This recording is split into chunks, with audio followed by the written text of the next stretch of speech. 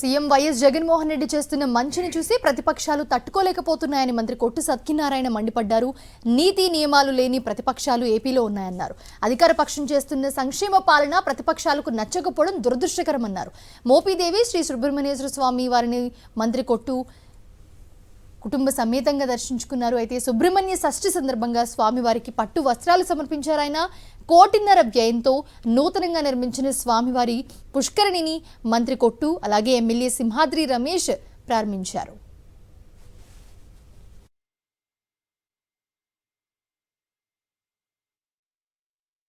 నీతి నియమాలు లేని ప్రతిపక్షాలు ఈ రాష్ట్రంలో మన దురదృష్టవశాత్తు మన కర్మ కొద్దీ ఈ రాష్ట్రంలో ఇటువంటి ప్రతిపక్ష పార్టీలు ఉన్నాయి.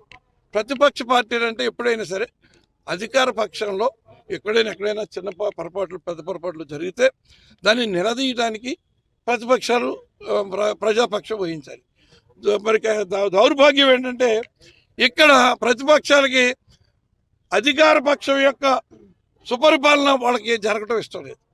వాళ్ళు కోరుకునేది ఏంటంటే జగన్మోహన్ రెడ్డి గారి ద్వారా ఈ రాష్ట్ర ప్రజలకు నష్టం జరిగితే బాగుండు, రాష్ట్ర ప్రజలందరూ కూడా ఈతి బాధలతో కష్టాలతో ఉంటే బాగుండు, మనం వచ్చి పైన షో చేసేస్తే మన ఓట్లు దండుకోవచ్చు అని ఒక దుర్మార్గమైన ఆలోచనలతోటి ఈ రాష్ట్రంలో ఉన్న తెలుగుదేశం పార్టీ కానీ తెలుగుదేశానికి సపోర్ట్ చేస్తూ ఈ మన నియోజకవర్గాల్లో ఉన్న కాపు సామాజిక వర్గం, ఎందుకంటే ఈ అవనగడ్డ కూడా కాపు సామాజిక వర్గానికి మరి పుట్టిల్లు లాంటి గడ్డి.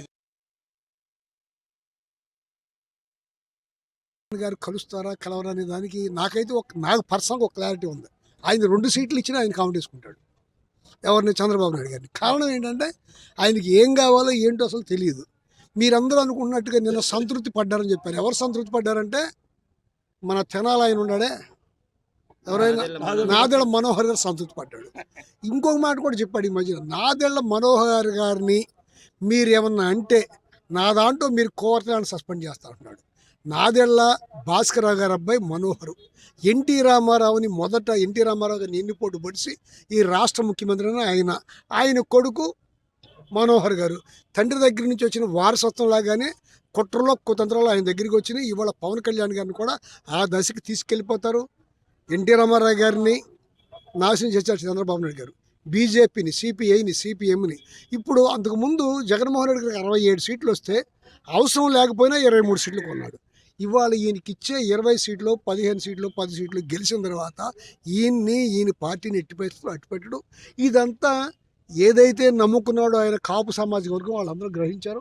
ఆయన అమ్మడు ఎవరు ఆ సామాజిక వర్గం ఉండటానికి ఇష్టంగా లేరు.